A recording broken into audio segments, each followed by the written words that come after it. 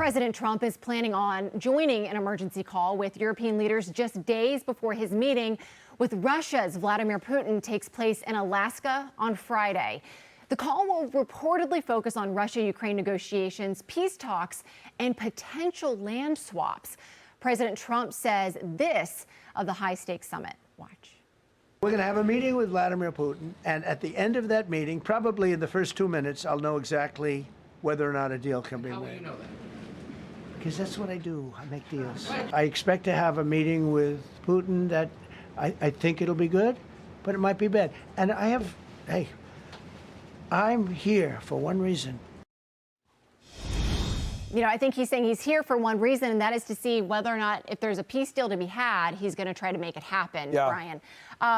But, you know, before they get to the talks with Putin in Alaska on Friday, we just mentioned that a call with European leaders and Zelensky comes first.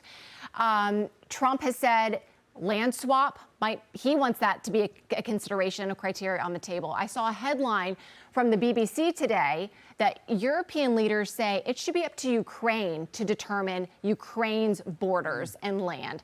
So it kind of seems like there's some air and some distance between Trump and Europe, it seems, but, you know, it's hard to say for sure. But how do you kind of assess where we are in talks and what you think some issues will be? I think it's kind of funny that the Europeans want to do like 4 hours of phone calls this week before this meeting that Trump has, because Trump said, in 2 minutes, I'll know whether anything's possible. So they're going to spend 4 hours on the phone. What about this? What about that? He's like, guys, in 2 minutes, I'm going to find out if the guy wants to deal or not.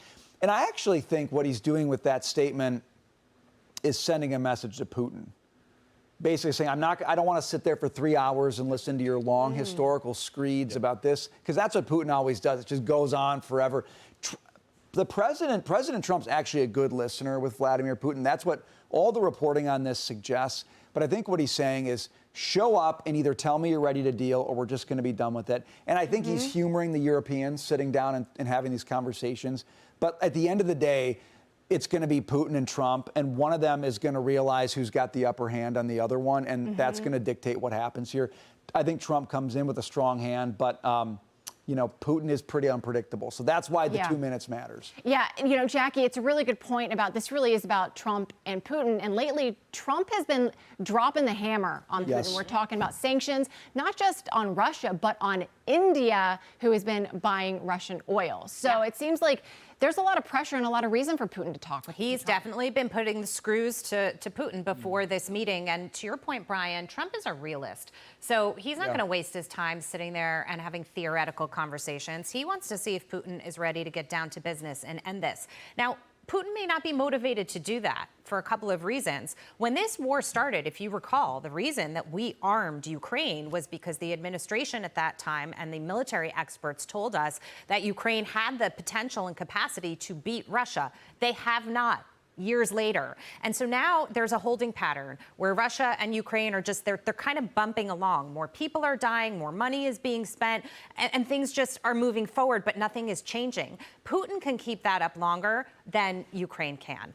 But think about this too. Russia currently occupies about a fifth of Ukraine's land. When President Trump talks about a land swap, he's talking about trying to get Putin to give some of the land back. I do not see a scenario where that happens. If anything, I see a scenario where Putin, in his mind, wants more, and the tensions get ratcheted up here. So, you know, we'll see what happens. On the European leader side of this, I love how they sit back and theoretically try to manufacture historical outcomes the way they think they should be. Lydia, you used utopian society, I think, before. Yeah. In the way it would work in utopia, but that is not the way the real world works. Ukraine did have an opportunity. They had the financial backing from the United States to, you know, make a move and end this themselves. They were not able to do it. Sometimes history plays out in a way that you don't want to see it happen, but that's the reality. It is the reality, and there's a lot riding on the line. And I want to circle back, Luke, to this conversation about land and territory that Jackie just mentioned.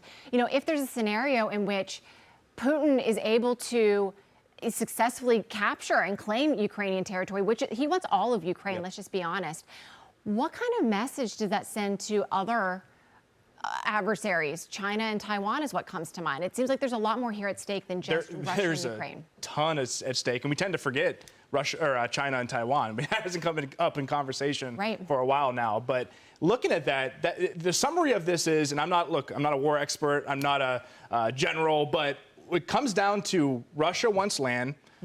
Ukraine doesn't want to give up land. I think this is going to be prolonged. This is not going to end very quickly. Sanctions are probably going to increase from the U.S. and the EU even put sanctions on a few weeks ago, if you look at that. I think the pathway for commodity prices is higher because of those sanctions and AI implementation, which uses a ton of energy, uses a ton of commodities, which is why I'm pretty overweight in energy right now, whether it's ExxonMobil, Cheniere, XEL Energy, or some stocks that we own there. But on top of that, with all these negotiations happening, you know, Trump's been out there way more than the past administration was from a trade talk and negotiation, tariff conversations. All of these negotiations actually help these international countries. So I'm actually overweight international stocks as well. India, Mexico, South Africa, South Korea, as they unplug out of China from a technology standpoint. These are all themes you want to play with these trade talks and, you know, wars going on, frankly. Can I just make one distinction in the China-Taiwan situation, which is that China would just want to grab Taiwan because it's beneficial to them, and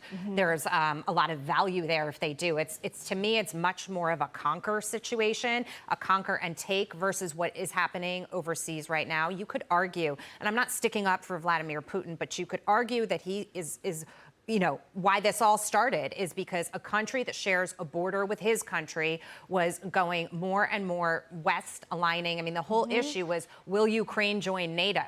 And everybody here in the United States said, Vladimir Putin can't tell us who we can be friends with.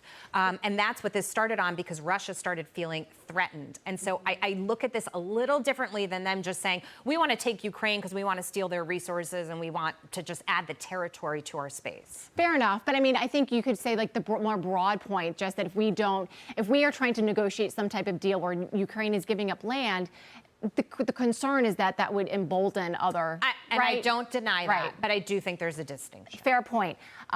One other distinction, talking about President Trump and how he is kind of navigating all of this in such a sophisticated manner, is the minerals deal. You know, Ukraine has wanted security guarantees all along. That's part of what the Oval Office dust-up was all about, because Trump was like, listen, we're not here to talk about security deals in this moment, but we will invest in your rare earth minerals, Ukraine. And that is kind of a de facto security guarantee. Do you think Ukraine will accept that? I think it's ironic. I like to simplify things. This all comes down to commodities, right? For the U.S., it's rare earth minerals. For Russia, it's oil. And here's what I'm going to, the fly in the ointment right now is oil prices are down about 10% since the end of July. That gives Putin some leverage because he needs higher oil prices. If you look at the outset of this skirmish and this war, it's supposed to be a 30-day conflict, is now turned into a full-fledged war. Oil ran up to $114. That economic motivations drive all these political discussions. And for Putin, he needs higher oil prices to keep funding his government. So I think the market is saying, based on oil price decline, that they think peace is near. I would argue that the lower oil prices go, the more stubborn that Putin gets. So I think you've got two unpredictable leaders here that aren't afraid to match each other with brazen calls. So we'll see. Within 2 minutes, if they don't have a deal, I think you'll see some more threats. We talked longer than it's going to take President Trump to figure out whether something's going to happen here. Well said.